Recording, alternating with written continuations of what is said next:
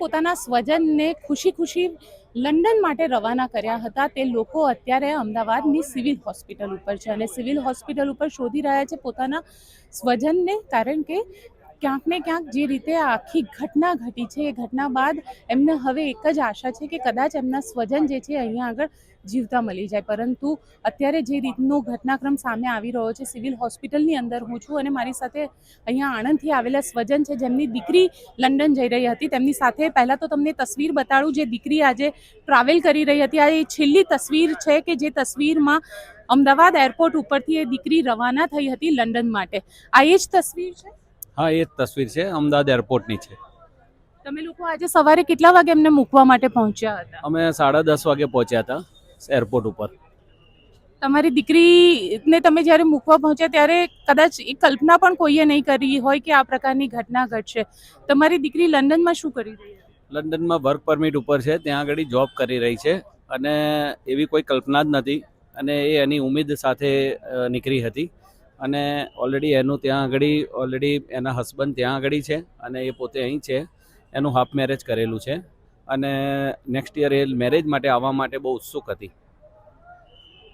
અને અત્યારે તમને દીકરીની બોડી કે કંઈ મળ્યું?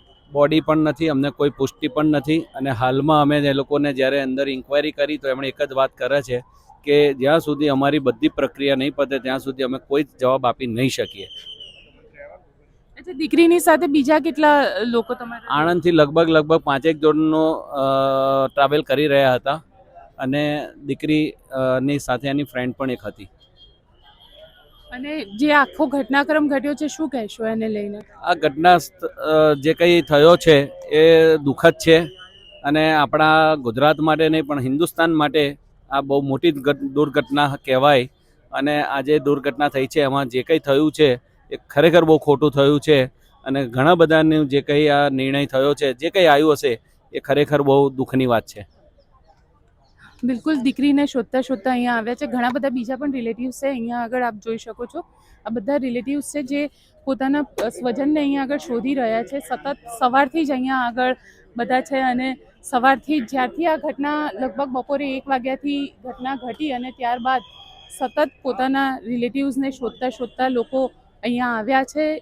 લોકો પોતાના સ્વજનને શોધી રહ્યા છે ફોટાની સાથે, પરંતુ પરિસ્થિતિ એટલી ખરાબ છે કે જે ડેડ બોડીઝ છે તેને ઓળખી પણ નથી શકાતી, એ પ્રકારની સ્થિતિ છે. હવે જ્યારે ઘટનામાં કન્ફર્મેશન આવશે કે આટલા લોકોના DNA પણ મેચ કરવા પડી શકે એ પ્રકારની સ્થિતિ અત્યારે સર્જાયેલી છે. અમદાવાદના આ ટ્રોમા સેન્ટરના દ્રશ્ય તમે જોઈ શકો છો. જે પણ બોડીઝ આવી રહી છે બધાને અહીંયા સૌથી પહેલાં લઈને આવવામાં આવી રહ્યા છે અને આખો જે રસ્તો છે તેને અત્યારે ખાલી કરાવી દેવામાં આવ્યો છે અને સતત અહીંયા આગળ જે રિલેટિવ્સ છે એ રિલેટિવ્સ અહીંયા આગળ આવી રહ્યા છે પોતાના સ્વજનને શોધતા શોધતા. આંખમાં આંસુ છે. દરેક વ્યક્તિને એક જ આશા છે કે જેમના જે પ્રિયજન છે, જે સ્વજન છે, જેમને તેઓ મૂકીને ગયા હતા અમદાવાદ એરપોર્ટ ઉપર અને ત્યાંથી એમને આશા હતી કે લંડન એ લોકો જશે, તો હવે એ લોકો અહીંયા આગળ શોધી રહ્યા છે પોતાના એ સ્વજનોને. ગોપી ઘાંગર, નિર્ભય ન્યૂઝ, અમદાવાદ.